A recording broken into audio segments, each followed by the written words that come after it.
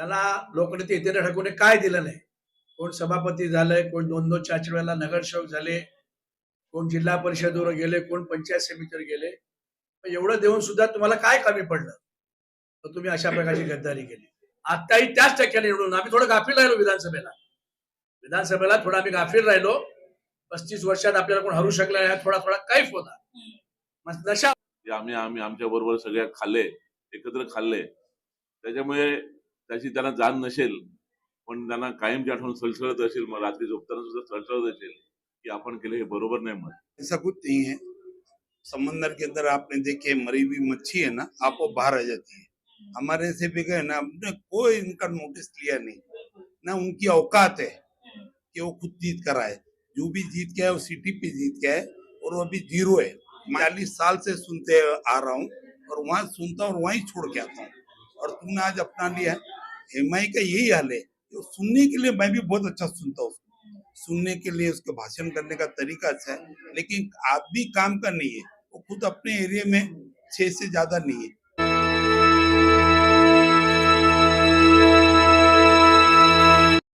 वसई विरारमध्ये निवडणुकांचा बिगुल कधीही वाजू शकतो. येणाऱ्या काही दिवसात आचारसंहिता लागण्याची शक्यता आहे आणि अशाच मध्ये आता सगळ्याच पक्षांची लगबग ही सुरू झालेली आहे. बहुजन विकास आघाडीचे जनसंपर्क कार्यालय विरार पूर्वेला आता उघडण्यात आलेले आहेत आणि याचं उद्घाटन झाल्यानंतर आता कार्यकर्त्यांमध्ये आणि नेत्यांमध्ये वेगळाच जल्लोष जो आहे तो आता आलेला आहे.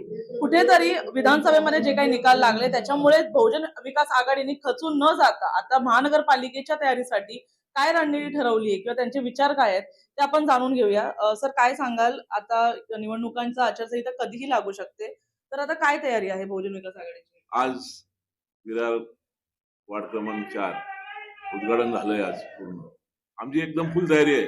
सर्व कार्यकर्ते जोशात आहेत, तुम्ही बघताय.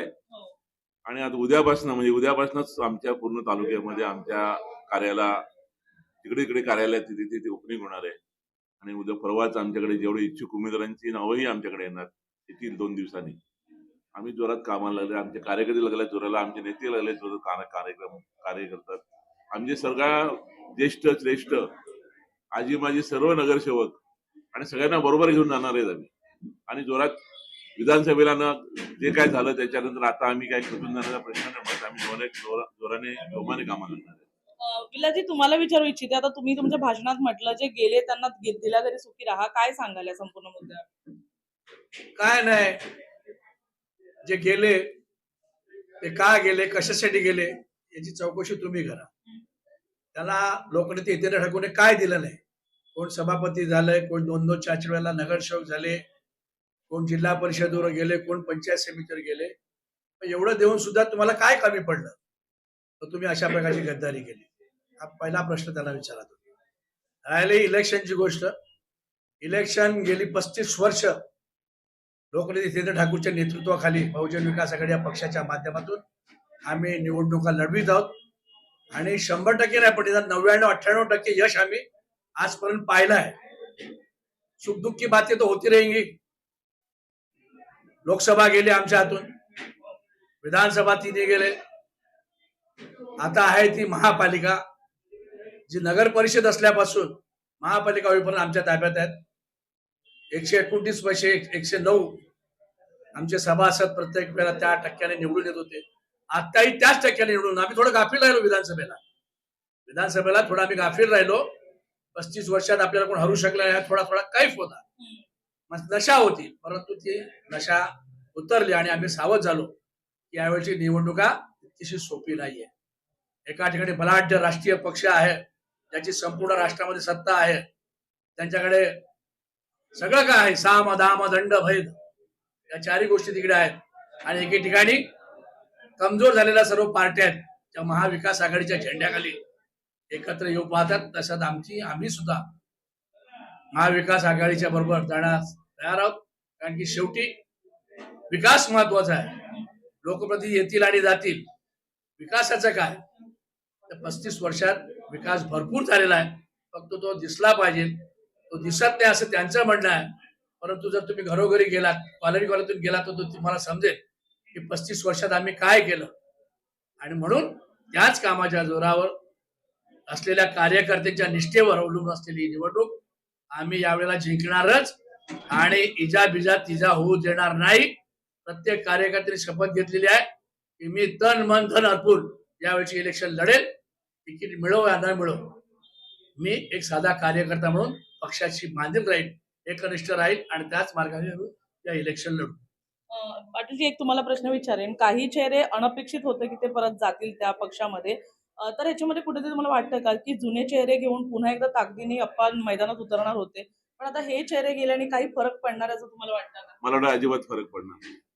कारण आमचं बहुजन विकास आघाडी हा पक्ष नाही, हे परिवार आहे आमचा. बहुजन विकास आघाडी हा परिवार एका सर्व समाजाला घेऊन चालणार पक्ष आहे. तेव्हा आम्ही त्यांचे गेलेले बरोबर असणारे, जे आम्ही आमच्या बरोबर सगळ्या खाल्ले, एकत्र खाल्ले, त्याच्यामुळे त्याची त्यांना जाण नसेल, पण त्यांना कायमची आठवण सळसळत असेल. मग रात्री झोपताना सुद्धा सळसळत असेल की आपण केलं हे बरोबर नाही. मग आमच्या बरोबर त्यांच्या कोणाशी आमच्या मित्रांच्या वाद नव्हता. वाद आजही नाही, उद्याही नाही, होत नव्हता. परंतु का गेले का नाही हे त्यांना त्यांच्या माहिती आहे. त्यांनी त्यांची जागा त्यांना दिसेल, त्यांनी उभं राहावं निवडणुकीमध्ये, तेव्हा त्यांना समजेल आपण कुठे आहोत ते. आमच्याकडे पैसे नाही मत, पण आमच्याकडे कार्यकर्ते आहेत. आमच्याकडे कार्यकर्त्यांची फौज मोठी आहे. त्याकरता आम्हाला विश्वास आहे की या महानगरपालिकेच्या मध्ये आमची सत्ता येईल, याच्यामध्ये काय वाद नाही. रेमा जी, आपसे पूछना चाहूंगी, आपने कहा कि मतलब जो अभी चल रहा है पक्ष प्रवेश को लेकर, तो कहीं ना कहीं इस पूरे मुद्दे में एक वार्ड से बीजेपी के भी कुछ कार्यकर्ता इच्छुक है, हमेशा से इच्छुक रहे, लेकिन बहुजन के नेता जाने से उसके ऊपर भी इफेक्ट आ रहा है. तो क्या आपको लगता है कि ये लड़ाई बहुत दूर तक जाने वाली है? नहीं, ऐसा कुछ नहीं है. समंदर के अंदर आपने देखे मरी हुई मच्छी है ना, आपको बाहर आ जाती है. हमारे से भी गए ना, हमने कोई इनका नोटिस लिया नहीं ना. उनकी औकात है कि वो खुद जीत कर आए. जो भी जीत के आए वो सिटी पे जीत के आए, और वो अभी जीरो है, -0 है. अभी आप देख लोगे इलेक्शन में उनके पास कार्यकर्ता भी नहीं, खुद भी नहीं है अपने आप में. अभी आप जब देखेंगे पूरे पूरे वार्ड के अंदर हर जगह आपको बहुजन विकास के कार्यकर्ता मिलेंगे और पुरजोश के साथ मिलेंगे. ये नहीं है कि अप्पा 35 साल तक. अप्पा के चाचा भास्कर ठाकुर साहब भी, वो भी नगर पालिका में 1980 में वो भी पूरा बहुमत में आए थे. जब से काम चल रहा है और आज तक चल रहा है. ये तो अभी बंधु ने बताया ना, गफलत में थे, और ये सही मानों में गफलत में थे. तो मैंने भाषण में बोला हम यही सोचे थे कि हम जीत जाएंगे, और यही हुआ. और ये भी गफलत कोई करने वाला नहीं.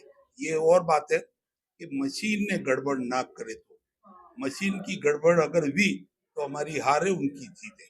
एक आखिरी सवाल आपसे पूछूंगी. एएमएम जो है उसको टीम बी बोला जा रहा है बीजेपी की, कि जो मुस्लिम वोटर्स है वो तोड़ने के लिए यहाँ पे लाया गया है एमएम को. तो क्या कहेंगे, क्या सच में मुसलमान बंधु जो है एमएम के साथ जाएंगे वक्त आने पे, या जो बहुजन विकास आघाड़ी के वोटर है वही रहेंगे? बहुजन वोट के जितने भी वोटर्स है मुस्लिम समाज के वो रहेंगे. एक छोटी सी कहानी बोलता हूँ. एक बनिया रोजाना प्रवचन सुनने को जाता है. एक दिन अपने पोते को भी ले जाता है कि चल भाई आज तू भी सुन प्रवचन को. जब वो जाता है वहां पर वो महाराज, गाय को हाथ फिराना पुण्य है, दाना खिलाना पुण्य है, पानी खिलाना पुण्य है. तो भाषण होता है तो महाराज अपने लाला बोलता है, जा बेटा तू दुकान खोल, मैं प्रवचन पूरा सुन के आता हूँ. वो जाता है दुकान पे, जितने गाय मिलती है रास्ते में हाथ फिराते हुए सबको लेके जाता है और दाना खिलाता है. और इतने में पता चलता है लाला को कि मेरे पोते ने दुकान खोल दिया और दाना खिला रहा है. वहां से दौड़ते हुए आता है, सब गाय को लकड़ी मार के भगा डालता है. भगाने के बाद बेटे पोता बोलता है, बाबा ये तो पुण्य का काम है. बोले मैं 40 साल से सुनते आ रहा हूँ, और वहां सुनता और वहीं छोड़ के आता हूँ, और तुमने आज अपना लिया है. एमआई का यही हाल है. तो सुनने के लिए मैं भी बहुत अच्छा सुनता हूँ. सुनने के लिए उसके भाषण करने का तरीका अच्छा है, लेकिन आप भी काम का नहीं है. वो खुद अपने एरिया में 6 से ज्यादा नहीं है, खाली अपने क्षेत्र में जीत के आता है. वो पूरे इंडिया के लायक का नहीं है. हम मुसलमानों को भी उसका विरोध करते हैं. हम बोलते भाषण का अच्छा है, बस उसको अपनाना लाजमी नहीं है. कोणत्या विचाराने आता पुढे जाणार आहे? प्रत्येक प्रभागामध्ये निवडणुकीसाठी कार्यालय हे लागतं आणि ते असतंच. त्याप्रमाणे आता मोठा प्रभाग झालेला आहे. त्यामुळे मध्यवर्ती एक कार्यालय पाहिजे होतं, म्हणून या 4 प्रभागामध्ये कार्यालय चालू झालेलं आहे. आज गेले 90 पासून 88 पासून आपणबरोबर सोबत जे कार्यकर्ते आहेत ते देखील सामील झालेले आहेत.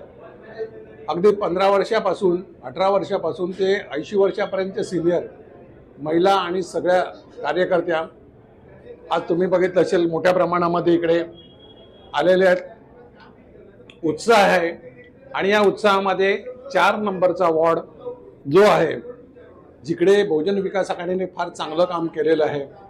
आमचे जे पण कार्यकर्ते होते, प्रतिनिधी होते, त्यांनी चांगलं काम केलेलं आहे आणि विरोधक कितीही त्यांच्यावर टीका करत होते त्यावेळी, परंतु निश्चित हे चांगलं काम केलेलं आहे पक्षातर्फे. त्यामुळे यावेळी देखील मोठ्या फरकाने येथे बहुजन विकास आघाडीचे उमेदवार 100% विजयी होतील. महाविकास आघाडीसोबत युतीच्या चर्चा आहेत, तर किती सकारात्मक पावलं आहेत काय सांगाल? बहुजन विकास आघाडी नेहमीच सहकार्याचा हात देत असतं आणि बहुजन विकास आघाडी आणि त्याचे सहयोगी पक्ष यांना एकत्र घेऊनच निवडणुका लढवल्या जातात.